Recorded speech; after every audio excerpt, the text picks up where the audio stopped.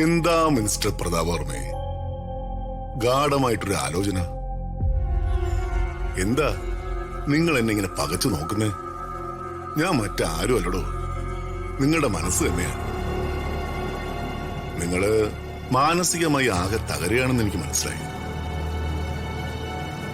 അതറിഞ്ഞ് നിങ്ങളെ ഒന്ന് ആശ്വസിപ്പിക്കാൻ വന്നതാ ഞാൻ.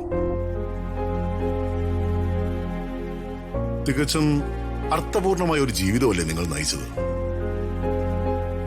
ആർക്കും ഒരു ദോഷവും ചെയ്തില്ല. കഴിയുന്നത്ര എല്ലാവരെയും സഹായിക്കുകയും ചെയ്തു. ഭാര്യ ഉപേക്ഷിച്ചു പോയിട്ടും നിങ്ങൾ നിങ്ങളുടെ മകളെ വളർത്തി. അതും നിങ്ങളുടേത് തന്നെയാണോന്ന് ഇപ്പോഴും ഉറപ്പില്ലാത്ത നിങ്ങളുടെ മകളെ. അതെ, അവള് എന്റെ മകള് തന്നെയാണോന്ന് എനിക്ക് വ്യക്തമായിട്ട് ഉറപ്പില്ല. എങ്കിലും ഞാൻ അവളെ എന്റെ മകളായി തന്നെ സ്നേഹിക്കുന്നു. അതൊരർത്ഥത്തിൽ ത്യാഗവും തന്റെ കാരുണ്യവും അല്ലേ പ്രതാപ? കഴിഞ്ഞുപോയ തന്റെ ജീവിതത്തിലുടനീളം താൻ ഒരു ആത്മപരിശോധന നടത്തിയാൽ നിങ്ങൾ തെറ്റൊന്നും ചെയ്തിട്ടില്ല, നല്ലത് മാത്രമേ ചെയ്തിട്ടുള്ളൂ. അതെ, അധികാര വഴികളിലും ഞാൻ അഴിമതികളൊന്നും ചെയ്തിട്ടില്ല. കറക്റ്റ്.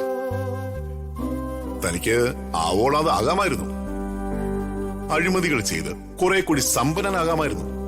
പക്ഷേ ആദർശധീരനായ താൻ അതൊന്നും ചെയ്തില്ല. സ്വജനപക്ഷപാതം കാണിക്കാതെയും കളങ്കം വരുത്താതെയും കുറ്റമറ്റതും സംശുദ്ധവുമായ ഒരു രാഷ്ട്രീയ ജീവിതം താങ്കൾ നയിച്ചു. എന്നാൽ മകൾക്ക് വേണ്ടിയും കൂടപ്പിറപ്പുകൾക്ക് വേണ്ടിയും താൻ പണമുണ്ടാക്കാതെ ഇരുന്നില്ല. തന്റെ ബിസിനസ് സ്ഥാപനങ്ങളിലൂടെ താൻ ഒത്തിരി നേടുകയും ചെയ്തു. അതെ,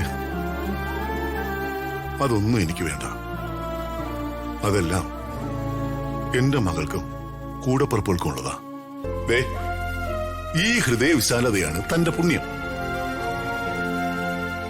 നിങ്ങൾ നിങ്ങളുടെ കൂടപ്പിറപ്പുകളെ ഉപേക്ഷിച്ചില്ല, കൂടെ നിർത്തി.